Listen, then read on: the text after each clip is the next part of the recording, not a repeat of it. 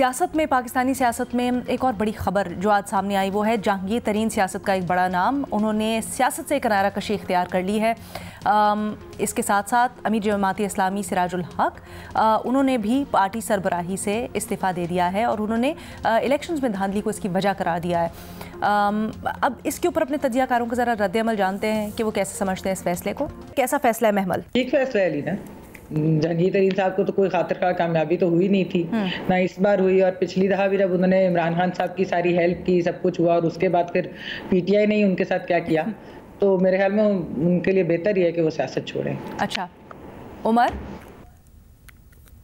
नहीं, मैं समझता हूँ कि बड़ी अच्छी रवायत है। बेशक उनकी पार्टी छोटी है, लेकिन ये एक बड़ा अच्छा स्टेप है और ये बाकी पार्टियों में भी ये कल्चर आना चाहिए कि बजाय इसके कि आप इधर उधर कोई लोग तलाश करें, स्केप गोट जिनको बनाएं, ये टॉप लीडरशिप पे उन पर भी बात आनी चाहिए कि आपने जिम्मेदारी ली है। क्रेडिट अगर आपको जाता है तो डिसक्रेडिट भी आपको जाना चाहिए।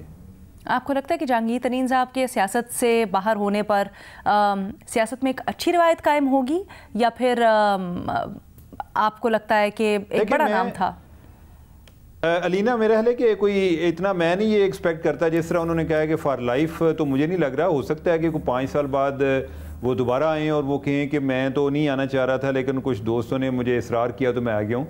लेकिन एट द सेम टाइम ये अगर इसको हम एक अलामती एक जेस्चर भी समझें तो ये एक अच्छी जेस्चर है। अच्छा। कि एटलीस्ट आप इस चीज़ का इतराफ़ कर रहे हैं कि मैं जो है ना, मैं फेल हो गया हूँ, कि जो अपनी पार्टी बनाने में या अपनी पार्टी के लिए कोई मैंडेट लेने में मैं नाकाम हो गया। सलीम साफी साहब, देखिए ये अच्छी रवायत रिसेंट पास्ट में कायम की थी अवामी नेशनल पार्टी के मरहूम सरबरा अब्दुल वली खान साहब ने। जब उनको इलेक्शन में शिकस्त हुई तो उन्होंने सियासत छोड़ दी।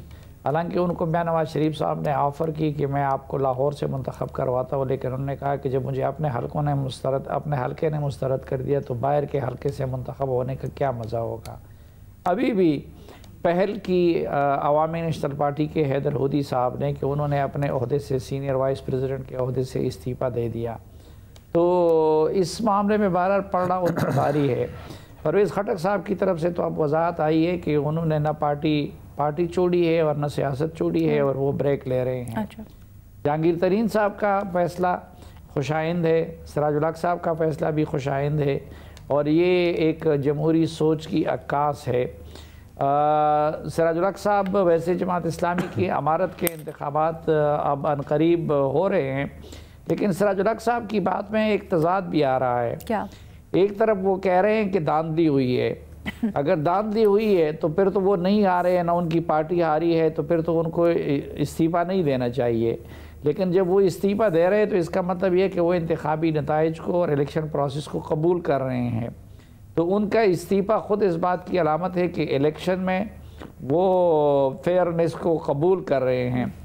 जो आपने उमर से सवाल किया था, जी सर, उस पर आप देखें, हतमी राय हम भी कायम नहीं कर सकते, लेकिन बहरहाल 2018 की बनिस्बत ये इलेक्शन बहुत काफ़ी लिहाज तक फेयर थे। अच्छा। फेयर इस हद तक थे कि देखे कि पोलिंग एजेंटों को बाहर नहीं निकाला गया। सही सर। गिनती पोलिंग एजेंटों की मौजूदगी में हुई, फिर पोलिंग एजेंटों को फॉर्म 45 दे दिए गए।